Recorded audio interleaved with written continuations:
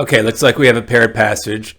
How would the author of Text 2 most likely respond to the assessment of Orlando presented in Text 1? Let's take a look. Text 1. Virginia Woolf's 1928 novel Orlando is an oddity within her body of work. Her other major novels consist mainly of scenes of everyday life and describe their characters' interior states in great detail. Whereas, so contrasting, Orlando propels itself through a series of fantastical events and considers its characters' psychology more superficially. Okay, so this is a little more superficial than her regular body of work. She doesn't dig into the interior states of the characters in as much detail in Orlando. Woolf herself sometimes regarded the novel as a minor work, even admitting once that she began it as a joke. Okay, so this is very different than the rest of her work. Text 2.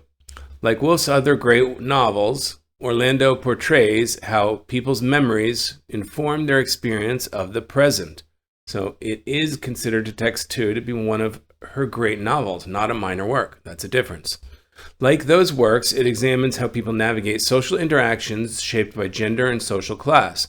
Though it is lighter in tone, so this is admitting it's lighter, it's not as deep in getting into the interior states of the characters, as we have up above here.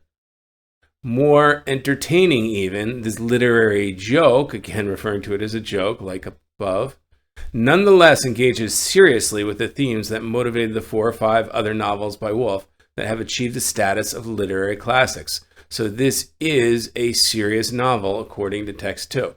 So how would Text 2 respond to Text 1? Yes, it's lighthearted. It's not as, deeply developing the characters, but it is nonetheless a serious novel engaging in the issues of social interactions and social class, and does belong to be among her great works. So let's see if we can find the answer that indicates that. A. By conceding that Woolf's talents were best suited to serious novels, but asserting that the humor in Orlando is often effective. No, it's not that the humor in Orlando is effective. That wasn't the idea. That's not right. B, by agreeing that Orlando is less impressive than certain other novels. No, the author in Text 2 does not agree that it's less impressive. The author in Text 2 considers it among her other great novels. C, by acknowledging that Orlando clearly differs from Woolf's other major novels. Yes, that's true, right? It is lighter in tone. It is a literary joke. That's all in agreement. And that's a difference from the other novels. But insisting on its centrality to her body of work, nonetheless, yes, it continues to say that, she is, this is still one of the great novels that should be among her literary classics. This is going to be the answer, C. D, let's just check that. By concurring that the reputation of Orlando as a minor work has led readers to overlook this novel, but maintaining that the reputation is unearned. Not quite right. So, that the reputation is unearned doesn't really say that, okay? I could see this might catch a couple readers. One could presume that it's therefore overlooked Orlando, and it has an unearned reputation, but that's not exactly what the author of Text 2 says. Author literally says it does differ from the other novels. It is lighter hearted, but it is still important to her work of success. C is the answer. 10. Okay, we got it. All right, we've got another paired passage. What do we have to answer? How would the author of Text 2 most likely characterize the underlined claim in Text 1? So what would this author say about this underlined section? Let's go ahead and read. Text 1. Like the work of Ralph Ellison before her, Toni Morrison's novels feature scenes in which characters deliver sermons of such length and verbal dexterity that for a time, the text exchanges the formal parameters of fiction for those of oral literature. So it's got a sermon within it, and it's similar, I guess, to Ralph Ellison's work. That becomes so long, it really is more oral literature than, the typical fiction. Okay, that seems to be what's going on here. Given the many other echoes of Ellison in Morrison's novels, both in structure and prose style, These scenes suggest that Ellison's direct influence on Morrison. So Ellison has an influence on Morrison through essentially these sermons in the actual text. Okay, let's see what the author of text 2 would say, or how he would characterize that claim. In their destabilizing effect on literary form, the sermons in Morrison's works recall those in Ellison's. Okay, so again, it is destabilizing the literary form, the fiction, and the sermons are, similar to Ellison's. So that's pretty much what text 1 says. Yet, okay, we've got a contrast. Literature by Black Americans abounds in moments where interpolated speech erodes the division between oral and written forms that literature in English has traditionally observed. Morrison's use of the sermon is attributable not only to the influence of Ellison, okay, which 2 would agree with text 1 on, but also to a community-wide strategy of resistance to externally imposed literary conventions. So here's the reason 1, the comparison to Ellison given in text 1, and here's a reason 2, a new reason that describes Morrison's use of the word sermon, use of the sermon, actually. Okay, it's also contributed to a community-wide strategy of resistance. So let's see which answer choice might include that second part.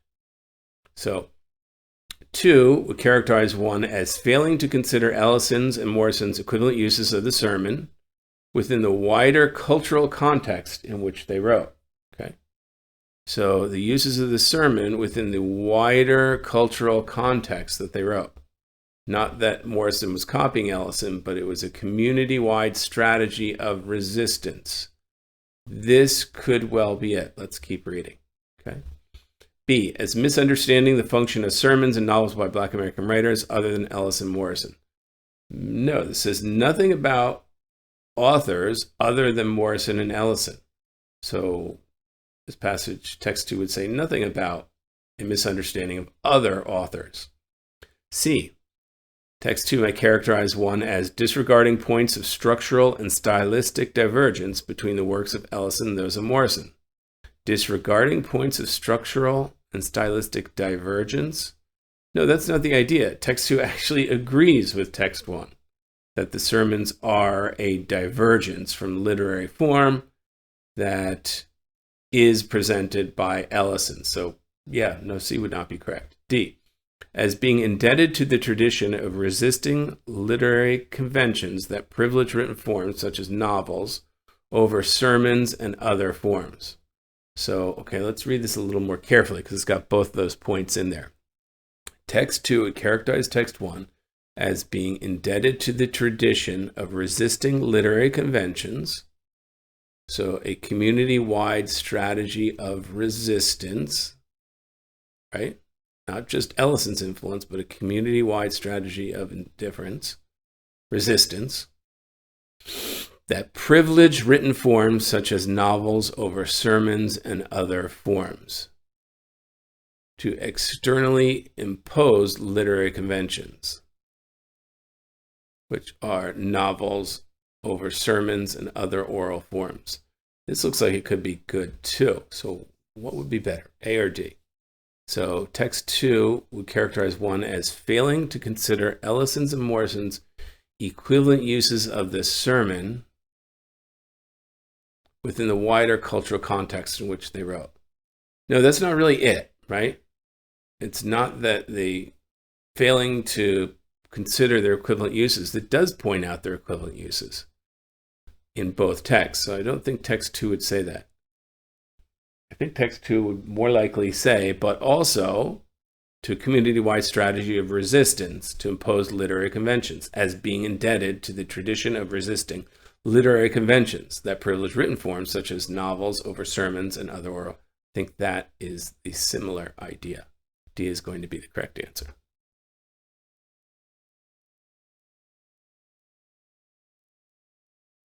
Okay, another common text comparison or paired passages. What do we need to find out? Based on the text, what would the author of text 2 most likely say about text 1's characterization of the discovery involving EGR.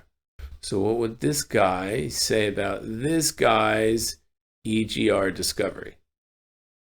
Okay, let's take a look. Text 1. Most animals can regenerate some of their bodies, such as skin. But when a 3-banded panther worm is cut into 3 pieces, each piece grows into a new worm. Researchers are investigating this feat partly to learn more about humans' comparatively limited abilities to regenerate, and they're making exciting progress. An especially promising discovery is that both humans and panther worms have a gene for an early growth response linked to regeneration. So both humans and worms have the regeneration gene. Okay? What does text 2 say about this? When such and such and her team reported that panther worms, like humans, possess a gene for EGR, it caused excitement. However, she's not going to agree. As the team pointed out, the gene likely functions in very differently in humans than it does in panther worms. Her team likened EGR to a switch that activates other genes involved in regeneration in panther worms. But how this switch operates in humans remains unclear. Okay, so not as optimistic, not as excited about it as text 2. Yes, the gene's there, but it's not clear how or if it even works. So let's look for the answer. A, it is reasonable. Text 2 would say it is reasonable, given that she and her team have identified how EGR functions in both humans. No, nobody identified how EGR functions in humans. That's not right. In fact, she says we're unclear how it works in humans. That's not right. B, it is overly optimistic given additional observations from Srinivasa and her team. Yes, it's overly optimistic, that's for sure, right? So although humans do have the gene like the worm, humans do not activate the gene like the worm. It's not clear how they would activate the gene like the worm. So we're not really any closer to human regeneration, I think, is what text 2 would say. Overly optimistic. That seems a correct characterization. Let's check C and D. It is unexpected, given that her team findings were generally met with enthusiasm. So it was unexpected. How would text 2 characterize discovering EGR as unexpected? No, it's not an idea of being unexpected, right? And it's not clear that her team discovered it. Does it say her team? No, just researchers up above. So it's not her team, even factually, that made the findings, except for the findings that, hey, there's no actual EGR switch that works in humans, even though the gene is present. D, it is unfairly dismissive given the progress of Srinivasa and her team have reported.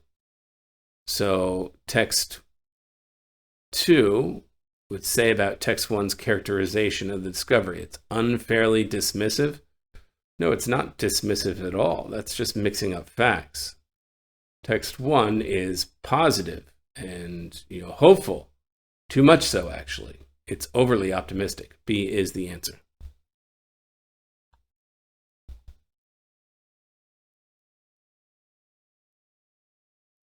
Okay, we've got another paired passage. Which choice best describes a difference in how the authors of text 1 and text 2 view Barbara Tuchman's The Guns of August? Okay, so we'll probably have generally similar takes, but we need to find a difference. So let's take a look. Text 1. Despite its beautiful prose, The Guns of August, Barbara Tuchman's 1962 analysis of the start of World War I, has certain weaknesses as a work of history. It fails to address events in Eastern Europe just before the outbreak of hostilities, thereby giving the impression that Germany was the war's principal instigator. Had Tuchman consulted secondary works available by her scholars, such as Luigi Albertini, she would have neglected the influence of events in Eastern Europe She would not have neglected the influence of events on Eastern Europe on Germany's actions. Okay? So I guess her work indicated that it was an inevitable result based on Germany, but ignored the impact that Eastern Europe had on the start of World War I. And there's text evidence from other historians to show that. Okay, so that's text 1. Text 2. Barbara Tuchman's The Guns of August is an engrossing, if outdated, introduction to World War I. Tuchman's analysis of primary documents is laudable. Okay, whereas above, she didn't analyze other works, here she does spend a great deal analyzing other historical works or documents. But her main thesis that European powers committed themselves to a catastrophic outcome by refusing to deviate from military plans developed prior to the conflict is implausibly reductive.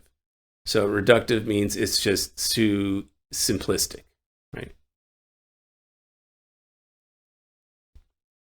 So text 2 says, actually, she did a good study of the work, but her thesis is just too simplistic.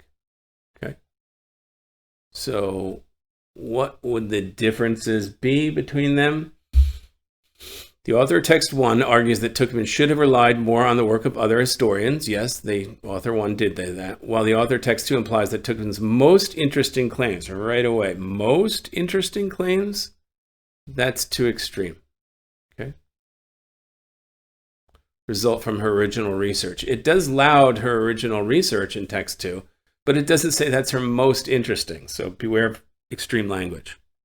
B, the author of text 1 believes that the scope of Tuchman's research led her to an incorrect interpretation, while the author of text 2 believes that Tuchman's central argument is overly simplistic. Yeah, well, her argument is overly simplistic. He does say that. It's implausibly reductive, right?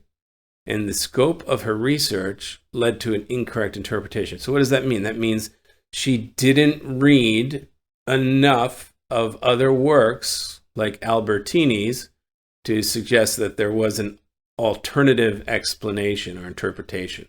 So I think that looks good too. I think B is going to be our answer. Let's circle it and check C and D. C, the author of text 1 asserts that the writing style of The Guns of August makes it worthwhile to read, despite any perceived deficiency in Tuchman's research. Well, that's not really in there, okay? That's probably true, but that's not really in there. While the author of text 2 focuses exclusively on the weaknesses of Tuchman's interpretation of events. No, I don't think that's right? That's not actually stated. So A and C are not correct. D, the author of text 1 claims that Tuchman would agree that World War II is largely due to events in Eastern Europe. Text 1 claims Tuchman would agree with that? No, text 1 is pointing out that Tuchman did not consider that. That's just simply false. Okay. While the author of text 2 maintains that Tuchman would say that Eastern European leaders were not committed to military plans the same way that other leaders were. We don't know that. Again, that's just, these are ideas that are simply not in the text above. B is the correct answer.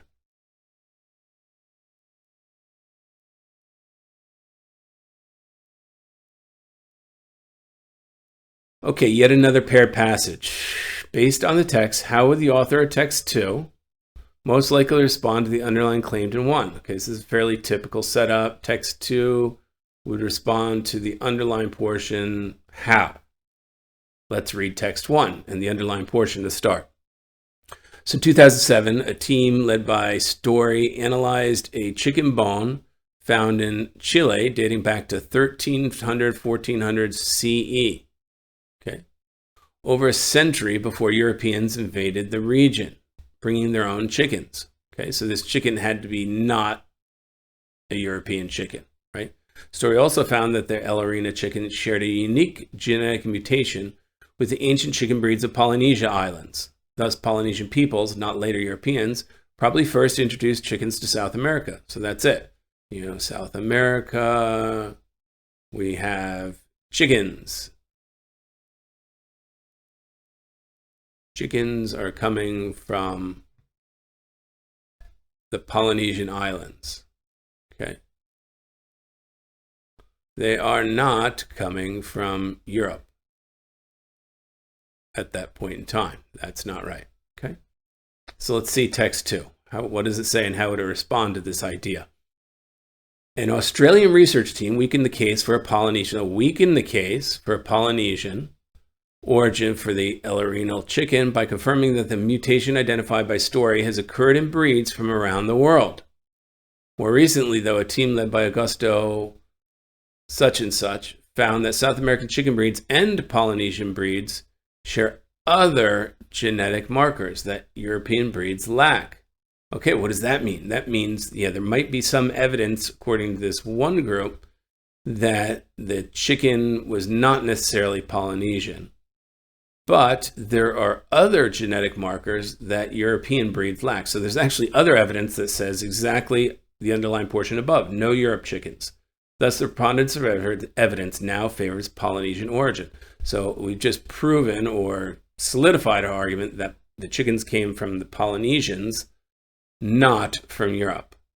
So that's what text 2 would say. Given the additional evidence, although there is some evidence against, the additional evidence shows that the underlying statement is true. Chickens came from Polynesia, not Europe. Okay?